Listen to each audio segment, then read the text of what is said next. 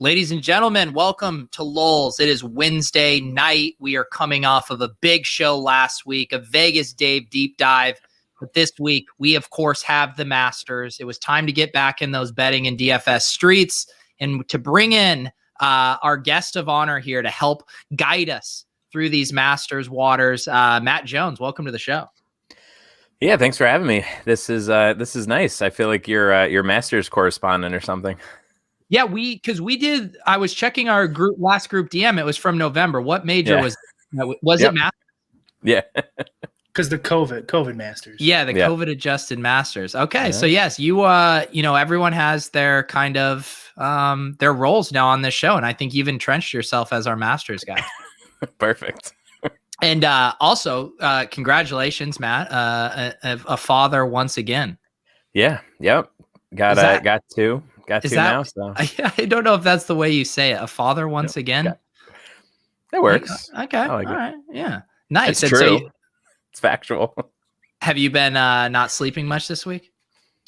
I hate saying it because like people hate you, but like this baby is like sleeping like a dream. It's been like super easy like all week. So I'm sure it'll stop at some point, but I'm actually reasonably rested, all things considered. Very, very nice. And Brian, I think I got a random DM a couple days ago from someone on Sunday and said you won 100K. So I believe you're a new father again as well. What sport was that? Baseball. Nice. My YouTube is not working once again. Oh, actually, that might be my fault. Brian, can you pump that through, or now try it? I was censoring you from your people. Should be good now. Sorry about that. Let me refresh. While Brian is troubleshooting here, Matt, we're going to talk a little DFS, some sports betting. You got your stuff up on Rotoviz, got a podcast, got the Masters preview article. What's kind of your 10,000 foot overview for this contest this week? Yeah, I mean, I think everything kind of starts and ends with what you are deciding to do with Spieth. I mean, I think that's kind of where it starts and ends. Honestly, it's like, are you building a bunch of lineups and just completely avoiding them, or are you just going all in? Because I don't really think there's much of an argument to just sort of like put a toe in the water there. And it seems like Spieth is going to be highest owned by a pretty significant amount based on the ownership projections I'm seeing. Is that what you got too, Brian? Yeah, I had like 30. What did you have, Matt? Yeah, I was actually updating right before the show. I'm like low, like 31, 32 right now. I don't know. I think in the $10, that'll probably be right. Have more noobs in there. He's hot. Spieth. Like, what do you think if let's say before his little run here, if he had like an average performance, he would probably be owned. Obviously his price would be different, but he'd probably be on like 40% or something. Cause he had what, a year of being shit on by DFS touts. Yeah, it's interesting watching this whole thing evolve, right? Like it was literal years with him basically just being sort of a joke. Like how did he do what he did? Like, was it a complete fluke or what? And now it's like, oh, well, maybe like I personally like Spieth. I know that a lot of people don't for a bunch of reasons. I think probably because people waste a lot of money on him over the past couple of years, and because he doesn't always come off as the most likable guy in the world. But yeah, I just feel like he'll be owned at Augusta no matter what kind of form he comes in with. And this year, obviously, it's the best that we've seen him come in probably ever. Then why is his, like, I'm just looking here too by win probability, and he's like 9th or 10th here, even guys with lower salary, Webb Simpson, Victor Hovland, Berger, all of these guys better win probability. Why is it just because of last week that we're getting this big ownership boost? No, his odds compared to his salary are pretty damn good. Yeah. So here I got it on my site. No, but I was specifically listing guys that had higher win probability and lower salary than him. Who? Simpson, Hovland, and Berger. No, that they're wrong. Then Osimo, you're wrong. Yeah, Spieth's like 6% chance. Webb's 2.6. This is what I got, anyways. All right, last time I guess I'm unsubscribing. Maybe he originates his ownership, but if you're using any Vegas lines, you're gonna get higher than 2.93%. Okay. Yeah, so I have him 1, 2, 3, 4, 5, 6th best chance to win above Rory. And what's the salary here? 3, 6, 9th salary. So that's why. Okay.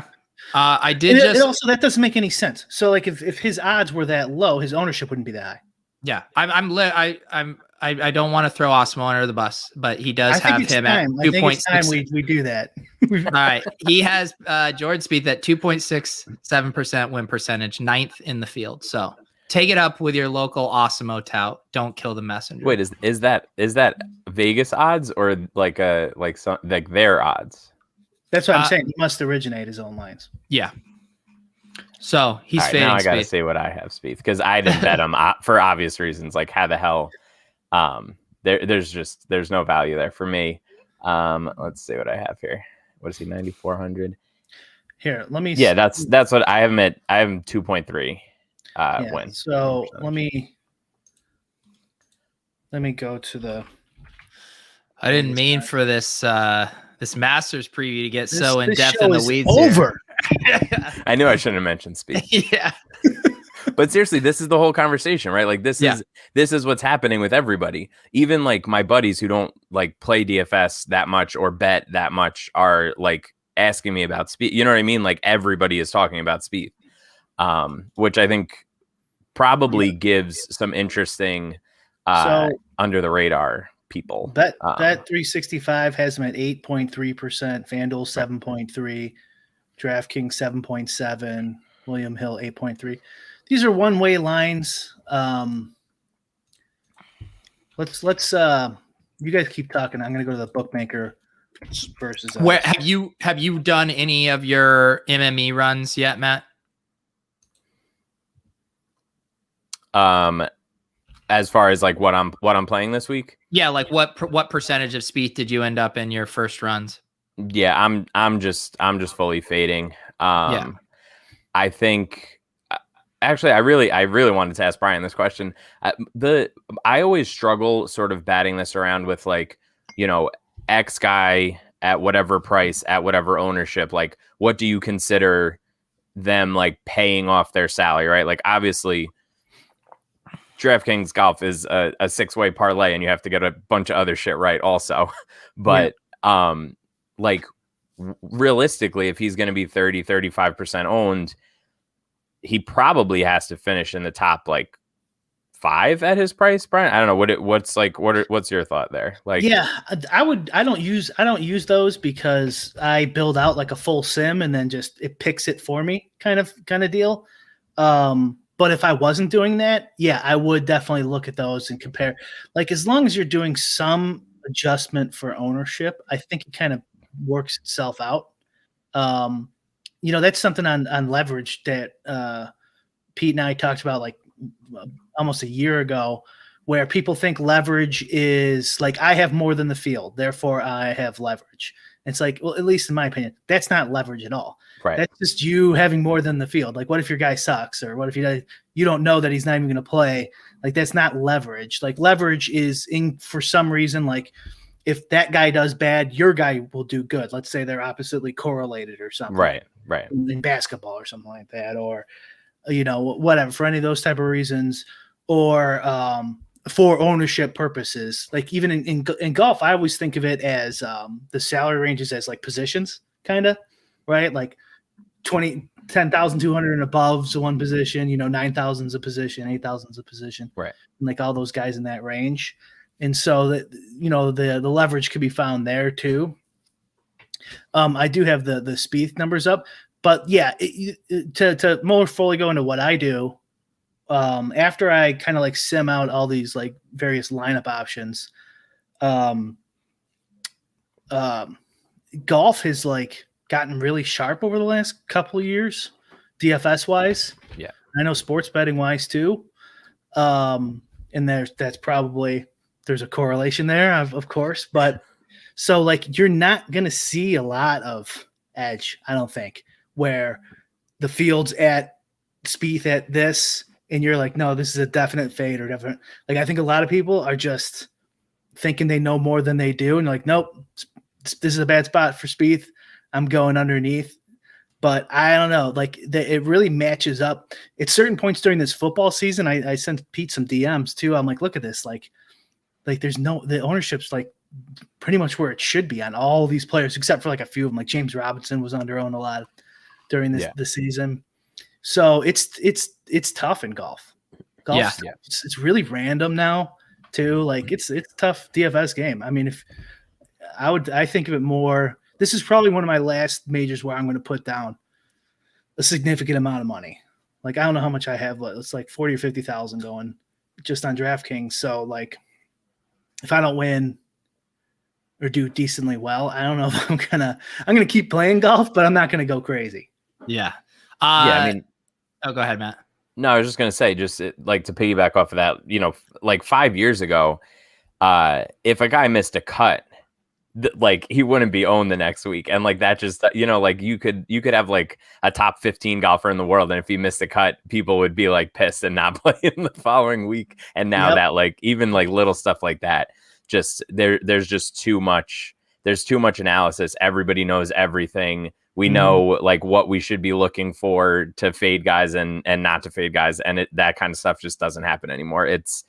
I've switched probably from originally only playing DFS. Now I probably am at like 90% of my volume is betting and 10% is DFS, like just for fun, really.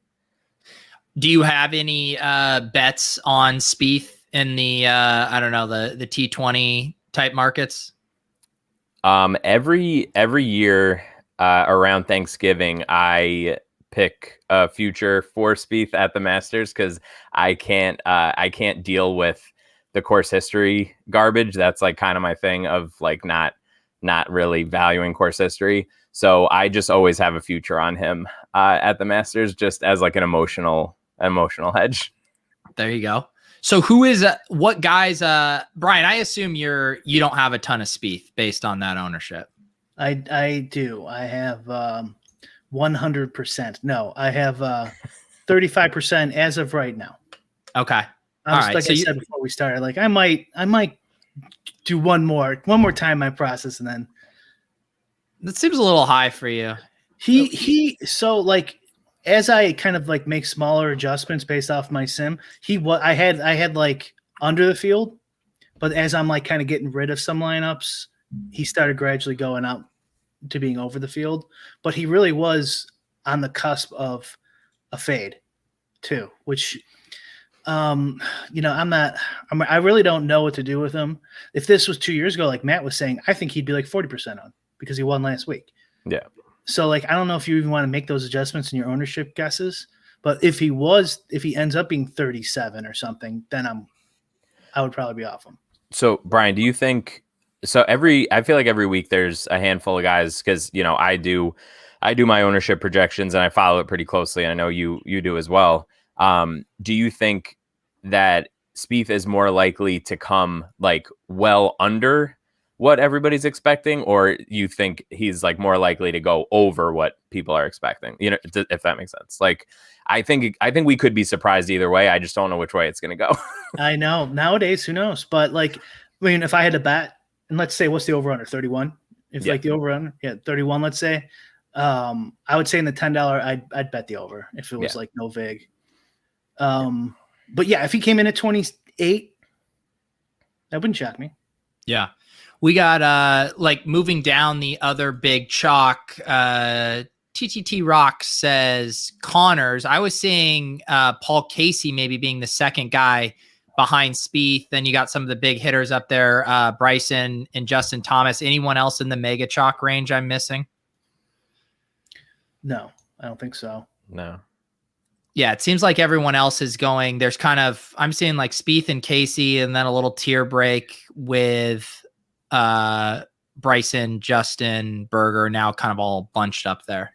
This is also pretty spread out because it's an 88-man field, but really it's a 72-man field. Yeah.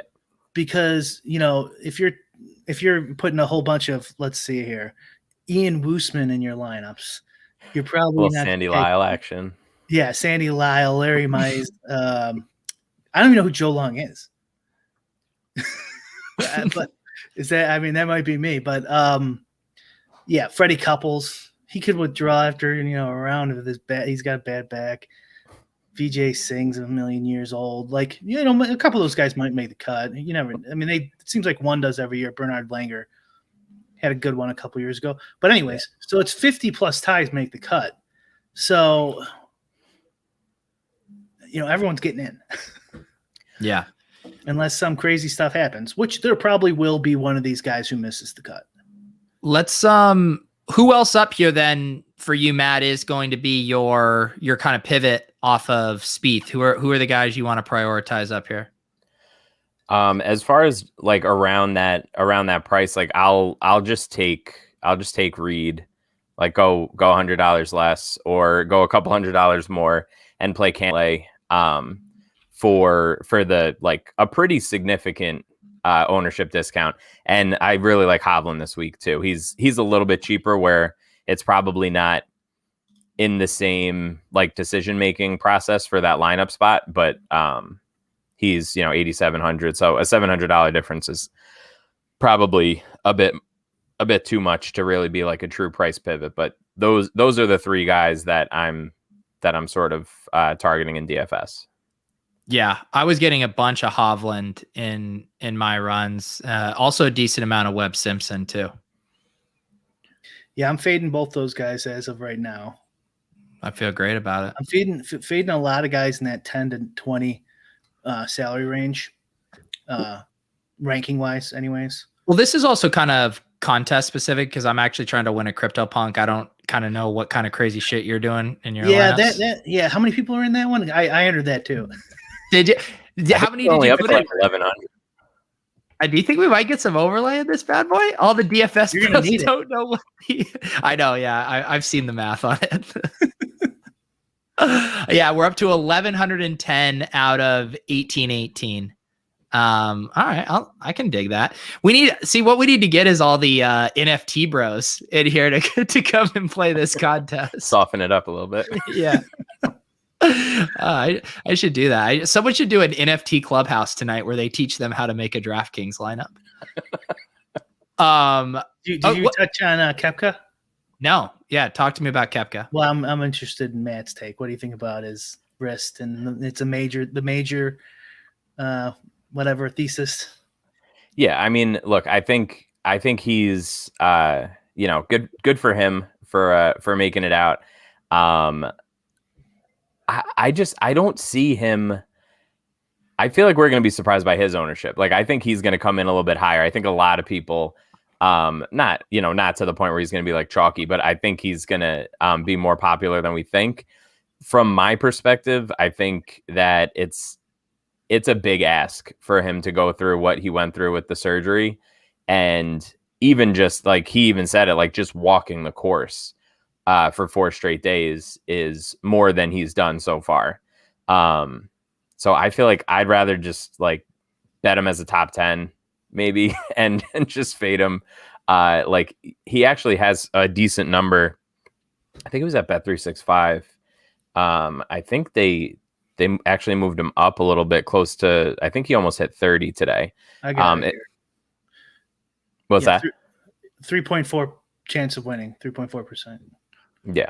So yeah, I don't know. I mean, I'd rather just play it that way. And if he gets a decent finish, he gets a decent finish, and my betting ledger will go up a little bit. But I don't really feel I don't feel like I have to go there. Like I said before, Reed is right there. Even Finau is right there.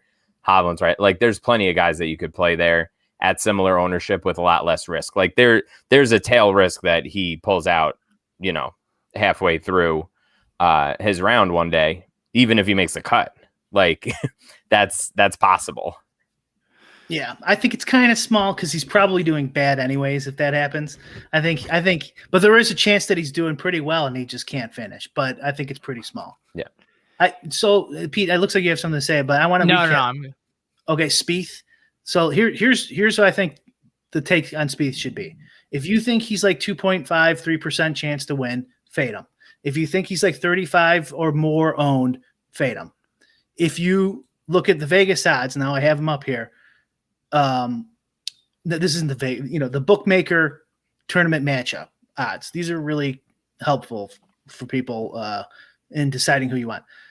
Bookmakers got him favored over McIlroy, minus 125 to minus 105, favored over Cantlay, right? Dog to Bryson, obviously, dog to John, dog to Dustin, and favored over Berger. Minus 132 plus 102. Right? Yeah. So if you believe the matchup odds on Bookmaker, which is the sharpest golf book out there, according to a lot of people, 2.5 isn't right. Gotcha. Matt, of those kind of names Brian just listed up off there at the top, do you like any of them for outright bets this week? I was just saying this earlier today. Like there's such like a concentration across all books on these like top 5 guys that I just like. I'm not in a position where I can like hope that I'm hitting 11-1 shots in golf outrights. That's not my deal. I think every week there's sort of 2 ways that I make my card. I either pick one of the favorites, then pick a couple of guys like in the 40s and 50s, and then a couple of bombs, or I kind of live like in the 20s, 30s, and 40s with like a bunch of guys, and that's what I'm doing this week. It wouldn't surprise me if any of the very top guys won, obviously, but I'm not showing any value on any of them with the way that everything was sort of lined up this week. Yeah. Colin asking if we think everyone's going to fade Bryson after last year's horrendous play. What are your guys' takes on Bryson ownership? I mean, I have him at 19.2% owned. He's Bryson. There's no way everyone's fading him. Yeah. And in my personal lineups, unless I switch this up, I'm going to be having a ton of Bryson. Yeah. I was getting a ton of him in my stuff. What about you, Matt? Yeah, I'm definitely going to be overweight. It really just depends on what, how many lineups I end up building. I'm usually more of like a 3 max. I dabble in some 20 max every so often. I'm never making 150 lineups. So the way I approach things is probably a little bit different, than somebody who's max entering bigger contests, but I can't imagine being like under 35% on Bryson this week. Yeah. What are the public narratives on this? Colin is reminding me of that from November last year, how he was going to break the course. All the stuffy old men were worried that he was the 11 or whatever. The meme of him counting. Yes. How many holes? Is that the Masters? I think so. Yeah. So what is the mainstream media doing with Bryson right now? I mean, I think it's a lot. The golf coverage is a lot of the same stuff. A lot of people are, just thinking that he can do this at any course. He can completely play a different course than everybody else, the way that if he wants to attack a course that way. He also had some health issues in November when this was played. Like he was getting dizzy spells. And he was like going to all these like specialists and thought there was something wrong with his heart. Like, I don't know if that like repeats. He said that they never found what was wrong. So that's a little concerning, I guess. But, I mean, I feel the same way that I did heading into the November Masters. Like, I think that he could just completely run away with everything and play this course in a way that nobody has ever played it before. And that's like a significant piece of his range of outcomes. Like, I don't think that's a super small chance. I think that's, you know, a couple percentage points where he just completely dominates everybody. Yeah. Let's see here. Should we go down to, everyone always likes getting their cheap guys here if we're going dumpster diving. Brian, any of these cheap guys showing up in a lot of your lineups? Yeah, a decent amount, probably too much. But like I said, I think some of this is because it's the 50 plus makes the cut, and there's like 70 some legitimate players here. Yeah. So in those type of no cut events, you're going to get a lot of stars and scrubs lineups, you know, on average, just, you know, not any specific tournament, just because you got guys who are going to make the cut for sure. You know, you never know when like an average golfer is going to, you know, hit, you know, -6, -7 on Sunday after blowing Thursday and Friday, but it doesn't matter in DFS because you rack up all those points that you never would have got. But what's the what kind of salary are we talking here? I think someone in the chat earlier wanted us sub 7. So why don't we really go dumpster diving? Okay, I don't have the salaries up. Where does that start? What name? Connors is the first. 60. He's 60. Connors, Kokrak, and Leishman are 6,900. Okay, I have. Okay, so Connors, I am fading. Although, so there's also different than not my cash games. My cash games are different than my tournament lineups. I would hope so, Brian. Otherwise, we'd have to have a talk about how you approach DFS. Maybe we should after this week. I went too hard. I think I just looked at how much I entered, and I'm like, you can't do that. That's too much money. 15% Kokrak, 17% Harmon. This one, I wish someone would talk me out of. I have 14% Siwoo Kim. I can see that face. No, I was just gonna say that I kind of like Siwoo also. Oh no, okay, yeah, I can't fade him then. Carlos Ortiz and in cash right now. Okay, 6,500 in my cash lineup. I can tell you're feeling generous tonight, Brian. Just giving out all your cash plays. Yeah, that's right. Well, I don't care.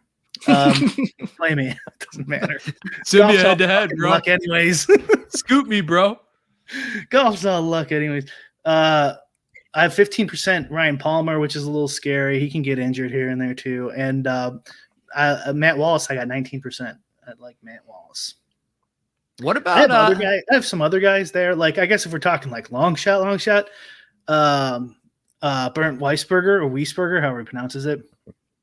Yeah. I got a couple shares of him. You never know with Cameron Champ. Just a couple, you know, maybe one or two. I got 3%. He could bomb it, you know, almost as far as Bryson. Or maybe sprinkle. On average. Who's on average more? I don't even know, actually. Yeah, I think Bryson has him by a little bit, but he's one of those guys where, like, whenever there's you know, you don't really have to hit fairways, which Augusta definitely fits in that category. It's just so hard not to play a bunch of Cam Champ, even though he hasn't really like done a ton to deserve it. But like, I agree. I always find myself playing way more than I should of him. I'm at 3%, and I think that's fine. I don't want too much more than that. I do have. I'm seeing here a little Ian Poulter. Okay. 4% on Peter's guy. I was just gonna say I forgot what was my relation to him. Oh yeah, that was one of my. That was your guy you would pick every week. It's been so long. Matt, what about any love for your namesake, Matt Jones? Not looking like too bad of a value. Yeah, 6,300. He's another guy that had some bad interviews. I hate doing this stuff, but like I don't know, something about these guys named Matt Jones and bad interviews, man. He won a couple weeks ago, and he was basically like, yeah, I mean, I just won, and it took a really long time, so I would be surprised if I did it again. Just really inspiring. I was like, geez, that doesn't sound good. He's like, yeah, I was awful on the range. A little bit better on the course. Like that was literally his quote from after his practice round on Monday or Tuesday. One of the quotes that makes you want to go in and manually bully your model. Yeah, exactly. But he is a guy that popped up a little bit in my perfect lineup percentage. Ryan Palmer, at a couple $100 more is the highest out of the guys at 6,500 and below for me. Gotcha. What have we talked about Corey Connors? It looks like he's going to be fairly popular there at 6,900. We did a little bit. I mean, I have him as the highest owned guy in that, anywhere around him. Okay. 16%. And I faded him. And I'm assuming that's because that was too much ownership in my sim. So yeah. Is he a fade for you, Matt?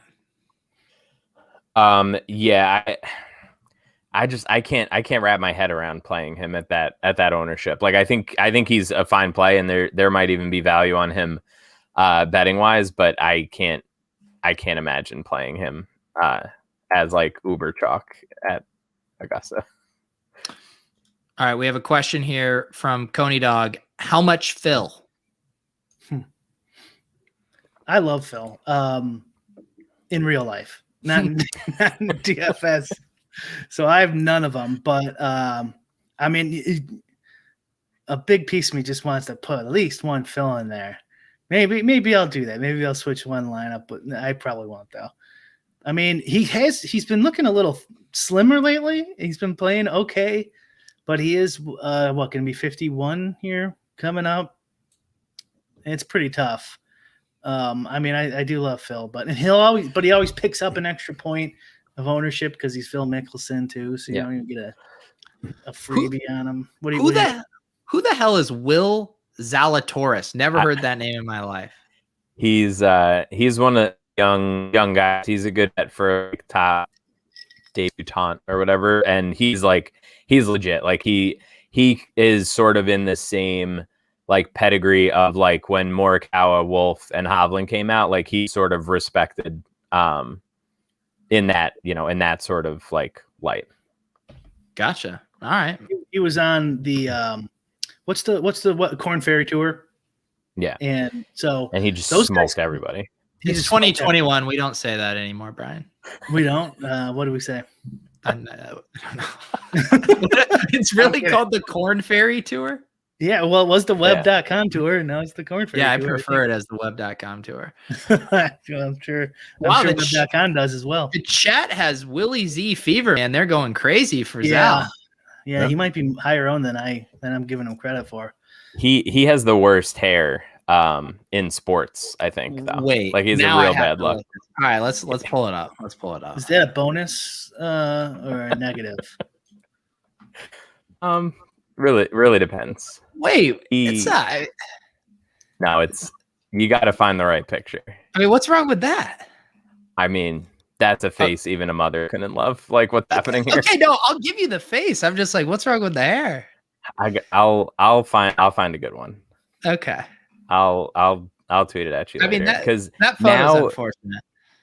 That's very like gelled and slicked back. They're I guess more like at the end of a round, like pull off your hat and shake hands type style.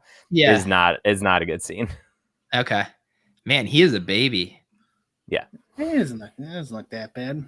So here's three guys I'm currently fading that I think a lot of guys might have some interest in. Lee Westwood, Louis Oosthuizen, and one more good majors guy. Who was it? Oh, Bubba. So, like, Lee Westwood just always performs, it seems like, doesn't it? Like, he's 15th highest salary. That's pretty damn high. And he doesn't always, his ownership's never that high. Bubba's, everyone, he plays well at the Masters pretty frequently. He hasn't been playing that bad. And Louis Oosthuizen, he's probably not going to withdraw. He's one of those withdrawal guys, Peter, who hit Jason Day and him basically. Yeah, so I'm kind of scared about that, but right now I have none of all three of those guys. Okay. Let's see here. We'll take some more questions from the chat. We definitely have to do our old ritual of building a lineup. This will be, I think, my first DraftKings screen share since I finally withdrew my money and put it into NFTs. You know, I had such a good run through the football season of just letting my capital just sit there so I could show it off on these live streams, but it's pretty depleted now, guys. Do you have any crowns that you can spend? I've depleted most of those too, down to about 9,500. No, I mean, I have enough to put us in some contests. I'm just saying, hey, the days of 5 figures are long. I was thinking we could bet a winner, pick a winner. Yeah, I don't know. It's kind of would ruin the bit. Yeah. I mean, normally we just try to build the shittiest possible lineup, and the chat just gets, repulsed by what we would even trot out there. That's going to happen. It is a $10 millionaire, which I appreciate in this economy. Oh, that's right. I mean, why shouldn't we win? Why shouldn't the three of us win the Millie Maker? I mean, if Big T can win these Millie Makers, I mean, why can't us? Why not us? RBX won one. RBX. What's the latest on RBX 88? Is he going to remember to submit his lineups tonight? He did last week. Okay. Did you hear this story, Matt? Yeah. Too much sex? The players? Was that what contest was that? Yeah, was it players there was two of them. One was the players, and then the week after, what was the week after? The one before the Valero. Yeah. Same thing happened to Matt about 9 months ago, and now so RBX 88. 9 months in a week or two. Yeah. Oh man, I mean, I just can't even imagine. There's lots of things I would forget setting my lineup for, but probably not having too much sex. God bless RBX. All right.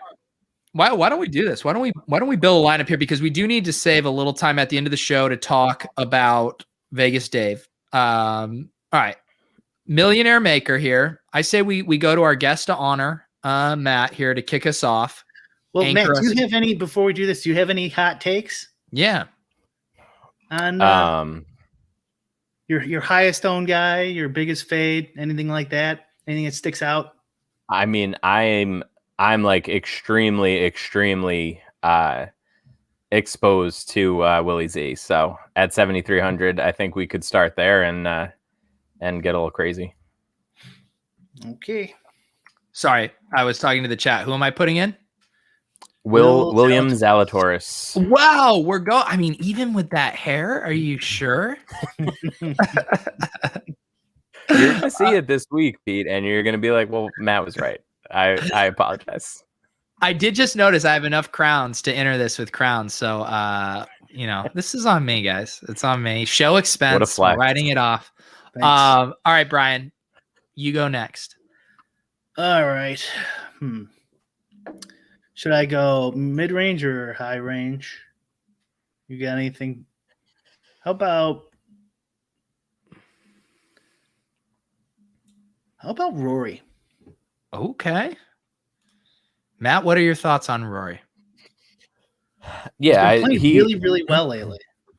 Yeah, I mean, he outside of losing like 7 strokes putting in 2 rounds a few weeks ago, like I think that this is the lowest, like under the radar sort of Rory that you could ever possibly imagine coming into the only major that he hasn't won. Because usually that's like the nonstop story. And Spieth winning and Bryson hitting at 400 yards just sort of took all of the wind out of those sails, and he can kind of just come in now. I don't know. I think it's fine. I'm probably going to be like around like field ownership on him. But I think that he's going to be he's definitely under owned for his ceiling. Yeah, he's the lowest owned in that kind of higher stud bracket. But let's just go with him, and I'm happy to change him if we want to like upgrade or downgrade based on the next picks. That is the one thing, Brian and I, we don't put each other in a corner with these picks. We're willing to undo things here to make the worst possible lineup. I'm going to give you guys two options of guys I'm considering here. I'll give you a more expensive guy and a cheaper guy. I'm thinking Hovland or Kokrak. You guys have a preference there for the way this lineup is going? I mean, that's pretty easy. Like, obviously, you take Hovland because he's way better. But yeah, salary wise, exactly. I mean, Hovland is a stud. I faded him in all my 150, but you want to hedge him here, Brian? He is a stud. Oh, that's true. That would be a hedge. If this one wins the Millie, then it's what, 333,000. Yep. DraftKings is having me on their show to talk about my process. That should cover you, Brian, right? You're not more exposed than that on DraftKings this week, are you? Okay. I'm going with Hovland. I like this idea of if Brick has an awful weekend, this lineup could be doing real well. He could. Those guys in that range, man. Okay. It's back to Matt here. And for what it's worth, I did get a report. I got some boots on the ground in Augusta, and I'm hearing very good things about Hovland. So just you never know. We'll see. There you go. I think I also just figured out a new trick with my screen share. If I do the Chrome tab correctly and I have the Lolz logo up here, I can actually obscure my balance going forward. No one can know I actually have $100,000 in here. You didn't have to come clean there. Exactly. All right, Matt. All right. So we have Zalatoris, McIlroy, and Hovland so far. Let's see. I mean, what you want thing does Dave do? Think about it. Get that in your head. That's true. What would a goat do? Well, we would be doing this at like 4 a.m. then, right? You got to wake up early if you want to be like Vegas Dave. I'm thinking. I don't know, Brian. What are your thoughts on Neiman? I like it. I'm like a lot cash and tournaments. And I think he's cheap at 7,400, and then we have 8,200 left for each spot. I think that puts us in a pretty good position to go, high low with the last two spots or stay kind of balanced. So I typically like to use this lineup as my anti-jinx lineup. So I don't like using guys I actually have a lot of, but okay, it's fine. I mean, go ahead. Neiman's a stud, and he's what, like 22? Brian calls them Pete's sacrificial crowns, that they just fall on the landmines for him so he can win all the other monies. All right. Yeah, I mean, it's wild. It hasn't been working out either way, so who cares at this point? Neiman is 2 years younger than Zalatoris, and Zalatoris is like the young phenom right now. Wow. Like if you're talking breakout age, like Joaquin Neiman is that guy. Yeah. And just a great head of hair, too. Let's take a look. Yeah, he's 22. Way less of a punchable face. Oh, he's the best. Nice Chilean boy. We're good. I don't know. It seemed like that was too easy for you to say the phrase "nice Chilean boy," Matt. Okay. Who's it to now? I hope everybody's enjoying my last appearance on here. I'm trying so hard to cancel everybody. That's the appearance in society, in civilized society. What do we got? 8,200 on average. Oh, it's to you. Yeah, Brian. Yeah. Do you guys want to do a good guy, slightly bad guy, or two 8,200ers? What do you mean by there's villains in the PGA? Do tell me about them. Well, Patrick Reed is one. Yeah. Okay. People hate Patrick Reed. What did Patrick Reed do to people? Oh, he just blatantly cheats. Like he just doesn't. I have seen some of rules. That. Yeah, gotcha. Bryson gets a lot of hate too because he takes so long to hit and stuff. Koepka, probably you could say maybe. Please don't dupe us, Jason. I'm begging you.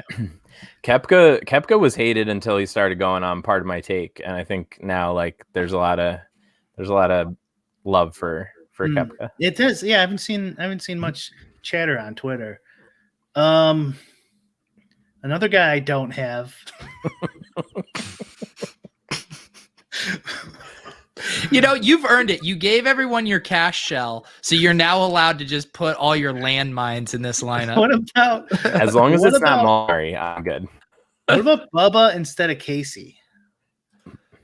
I love it. There's your leverage. Bubba. Did you guys see Bubba's shoes this week? Yeah. The No, Jordan 4s, they're so nice. Yeah. They look like a St. Patty's Day one too, kind of. Yeah. All right. I mean, let me pull these up. So we could switch Rory too if you want to pick somebody else here. No. I'm good with it. I just want to. These the shoes? Mm-hmm.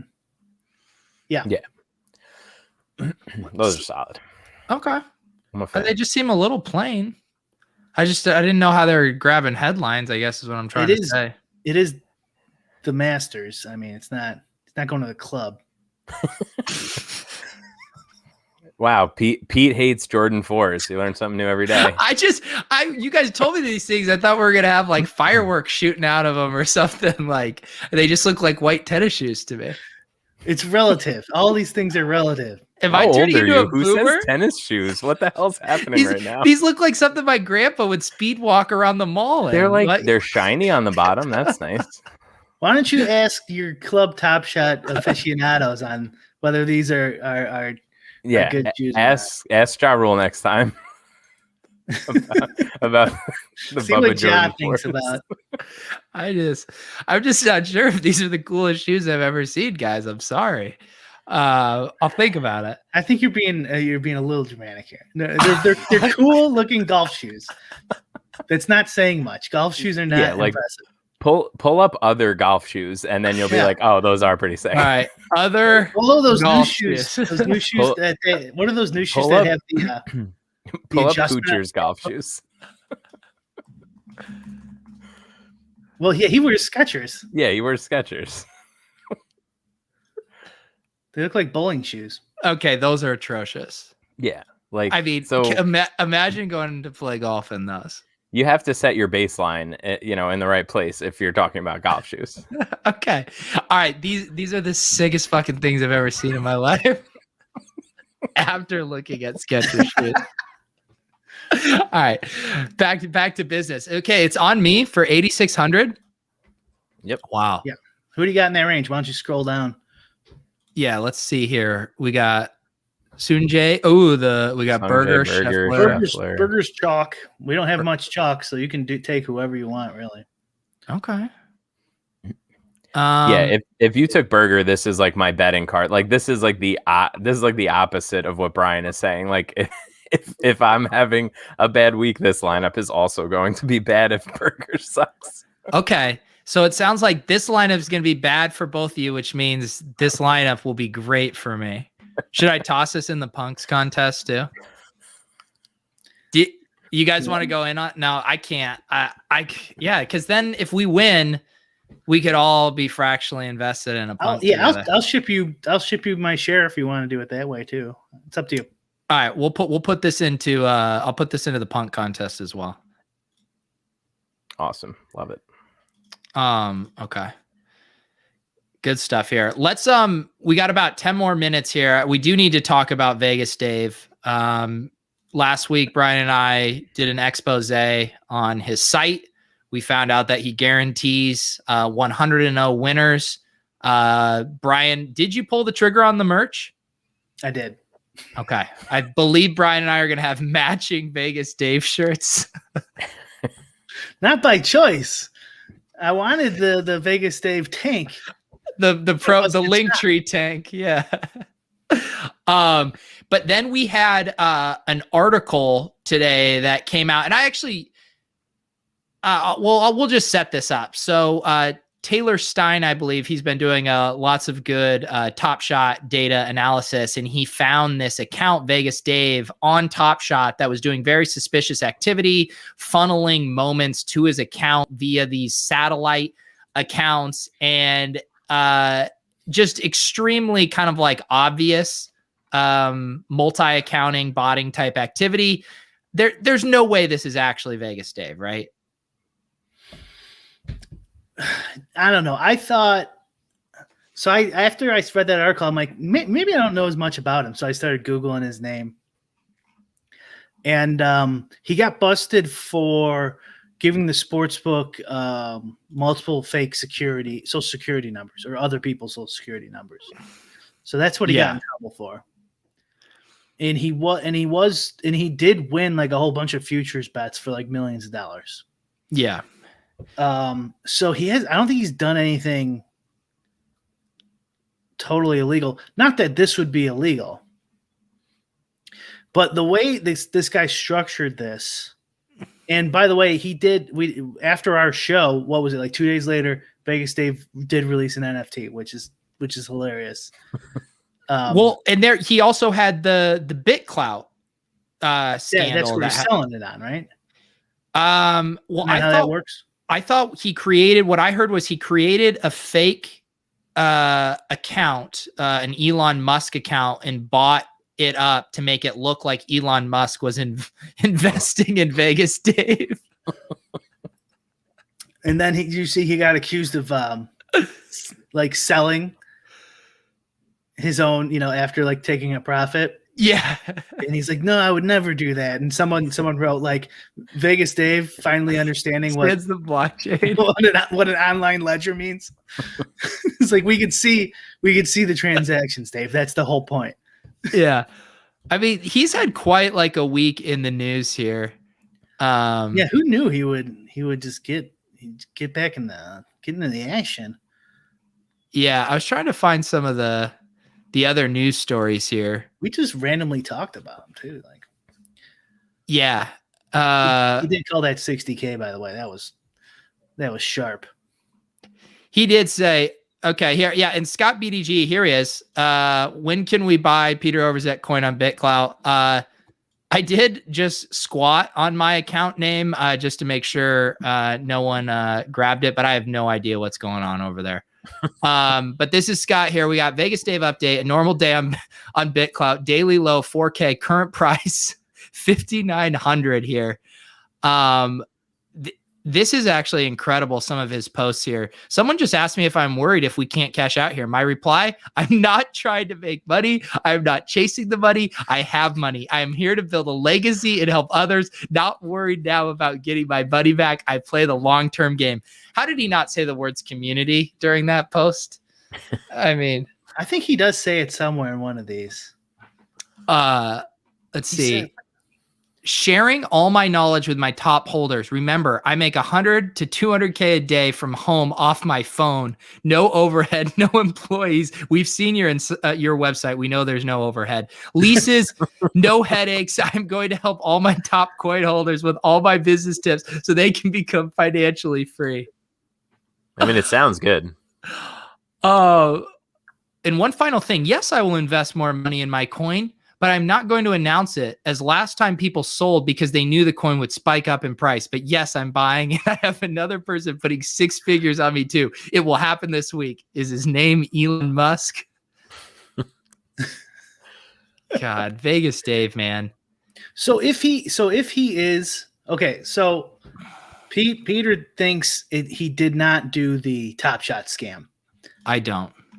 I probably am leaning that way. But if he is like, okay, he's obviously in the NFT space now. He's trying to do like little scams like the Elon thing, maybe selling and he didn't realize. So it's possible, right? And who would name themselves Vegas Dave? Well, how about this? I would name myself Vegas Dave as a bit. I get that. Like, it's kind of funny. But then do something like that. But there's lots of names on Top Shot like that. Like, there's lots of NBA player names that aren't actually, there's only one that's done this scam as far as we know. Yeah. It just seems like way too well orchestrated of a plan for Vegas Dave to pull off. Well, it could be, but it could be someone like, hey, Dave, I got this idea. You front the money and we'll make all these accounts. Right. And it's kind of like obvious where they have the subsidiary account. So he can just say like, I got it from this guy. I don't know about all these other accounts. I got it from one guy. What am I supposed to do? Right. So he kind of has what's that? What's that? Plausible deniability. Plausible deniability. If I was making a fake account and then going to do a scam, I wouldn't do Vegas Dave because that kind of might bring like attention to scamming, you would think too. So it doesn't make a lot of sense. But you also maybe somebody's like, if I do Vegas Dave, they could think the actual Vegas Dave, and it'll get people blaming him. But I think that doesn't make much sense. I think if I was like going to do some scam, I would just do something vanilla.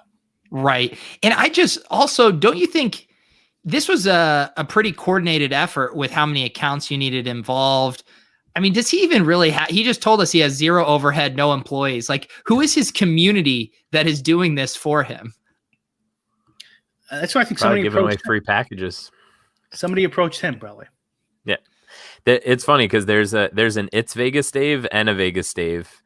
And I'm looking at Live Token right now, and there's gifts back and forth with Grailed and Vegas Dave through It's Vegas Dave as well. Like this, it wouldn't surprise me if he was that stupid, but it also seems like it would be too stupid to actually, like, why would you ever do that? It would honestly be hilarious if he came out with like a Top Shot tout course. And it was just all like pump and dump random moments on the site. Like it's Bruno Fernando week. We've seen a lot of suspicious activity with this Series 2 Bruno Fernando moment. Vegas Dave buying him up like he's Osmo buying up Cool Cats. It'd be a grand old time. Yeah, man, Vegas Dave. It's honestly shocking. Did he get? I don't think he got into the ICO boom. In 2017, because he would have loved that. I wasn't paying attention. Yeah. I wouldn't know. Yeah. Matt, it makes sense. I don't think Bitcoin probably wasn't popular enough to be on his radar. He waited until it got to 60,000 before he started touting Bitcoin. And I don't think he knows that he can sell like parts of a Bitcoin, right? Wasn't that a thing too? He was selling just one single Bitcoin and buying one single Bitcoin at a time. The way he writes about it, Brian, I am absolutely convinced he thinks you can only buy one Bitcoin at a time. Yeah. Like I think he thinks of it like a silver dollar that you put into like a coin machine. And then it's like, you have $2. I could buy one drink for $1 and another drink for another $1. You know what I mean? Like, but you can only put the silver dollar in there as a deposit. You can't just, like break the silver dollar up and buy one pop. And the other reason is because he always spells it as two separate words, bit and coin. like he does not understand the concept of it as a currency. He thinks there's actually all these big giant coins hidden around the world. He's like, where are they keeping one these? Bitcoin on there? I put one Bitcoin on there. It's like, why would you say one? Why one? Like, who does? Do you go and look and like $58,716.14? One Bitcoin I put on there exactly. Like, who does that? Like, I imagine him like going on an exchange and like fat fingering it, and it's like, oh, it's like 1.01 Bitcoin, and he like calls him up and he's like, I think something's wrong with your site. It's letting me buy 1.01 Bitcoin right now. Matt, maybe that'll be part of his program when he figures that out. Oh God. I really hope he launches like a Bitcoin masterclass through his website. Matt, do you own any NFTs? Have you been in the Top Shot space? Yes, I was lucky enough to pull and sell a LaMelo. I am not. I have recently found myself with less time. But yeah, no, I've been screwing around a little bit with the Top Shot here and there, just trying to get some packs and stuff. Yeah. Wow. Okay, so you're one of the flippers that is kind of destroying our community, is what you? Yeah, no, I'm actively just trying to get the hell out, to be totally frank. Here's another reason why it's probably not Vegas Dave. I think he said that first account was March 29th. I don't think Vegas Dave would have been in that early. Because when did we start talking about it, Peter? March, right? Yeah. And we were pretty early. It's possible, but he doesn't seem to be like a front runner. Yeah. He would have had to seen it like go crazy. Yeah, like before. this is going to be big. Yeah. I mean, I don't know, but maybe. Yeah. I feel he's more like, oh, Bitcoin's at 59,000. Okay. I'll just hop on now. Maybe there's something here. 60. Yeah. And it's like NFTs are selling for millions of dollars. Okay. I'll make an NFT too. Not like starting a trend. It is honestly insane though. Like what his engagement on Twitter is like one of the most insane things I've ever seen, in that it's really bad engagement just by a number standpoint. It'll be like only 8 or 9 replies and everyone just going hard at him as possible. And I'm not saying he deserves it. I'm just saying, like, there's not, like, when you go on the counselors like Instagram page on Instagram, like it's like 50-50, you know, a bunch of people bag him, a bunch of like, thanks King, great picks, like whatever. But like for Vegas Dave, it's just an assault. Like I wonder what his psychology is reading those mentions. And they're fake. The likes are fake. I put some on my Twitter. It's like the guy's handle is Vegas Dave is the GOAT or something like that. That is not fucking real. And like as soon as it was like 17 dislikes, 10 retweets, 0 likes, and I was gonna screen cap it, go like a little ratio here, and then like 2 likes came up. I'm like, shit, that ruins my joke. So I clicked on the likes, and it was Vegas Dave is a GOAT or whatever. I don't remember what they were, but they're clearly fake. Yeah, like how do you have like 70K followers and get like 3 likes on that's literally everything that you put out? We've been saying this for months, and I didn't bring this up on our last show. He has 3.5 million Instagram followers, right? Is there even 3.5 million sportsbook accounts in the country? Online accounts? He couldn't even come up with a realistic number of bots to buy. Like if you get rid of the offshore accounts, there's probably not 3.5 million sportsbook accounts in the country. The other funny thing, as far as I know, how those like bot buying accounts work is because this comedian Joe Mandy had done it like way back when. I mean, I'm talking like 2010, 11, had got to 1 million Twitter followers through bots. And he said he had to just keep paying and paying because they prune them and they come through. So you'd lose, like you'd wake up, you'd be like, I just lost 100,000 of these. And so then he'd buy it back. Like Vegas Dave must just constantly have to refill these fake followers. Did you see the little Instagram he did where he was trying to tout his NFTs, and he had his whatever bag with money in it, and he dumps it out? No, I didn't. So he dumps out the money, and then he's got a money counter. And so he takes off the whatever rubber band and then starts counting the money as he's doing his pitch. It's so stupid. It's like, why would you take the rubber band off and then start counting it? Like like you count it and you put a rubber band on there. Why are you doing it twice? This doesn't make any sense, Vegas Dave. I do love the money counter prop. I actually looked into one of those for Mans because I thought it would be they're like $600. I was like, that's a little bit out of my bit budget right now. Yeah, it's good bet. Yeah. Yeah. Eric says he's met him in person and he's just as slimy in person. I'd get drinks with Vegas Dave. Okay. Guys, thank you for hanging out for tonight's Vegas Dave and Masters preview. Matt, appreciate you swinging by and classing up the joint. Of course, man. Thank you guys for having me. I'm glad to do it. Yeah. So if you guys aren't familiar with Matt's stuff, check him out on Twitter. There's his Twitter handle right there @MattJonesTFR, and he's got an article up, Masters preview on Rotoviz, has the podcast. Do you guys have any promos going for Rotoviz? How to get access to that? Everything golf wise is free right now. So there you go. Check it out. Nice. Get the good stuff for free. Brian, you posted your ownership up on brick75.com. That's up there, free account, right? If people just register. Yep. Yeah. Awesome. And as always, we have the iTunes version. Brian just sent me a screenshot of some of our ad royalty. I think you said you owed me $5.16. Is that right, Brian? It's up there. Yeah. Yeah. So the more you guys download our podcast, the more exactly. that number creeps up into the $10 range. Yep. All right, guys. So for Matt, for Brian, I'm Peter. This is Lolz. We'll see you guys next Wednesday.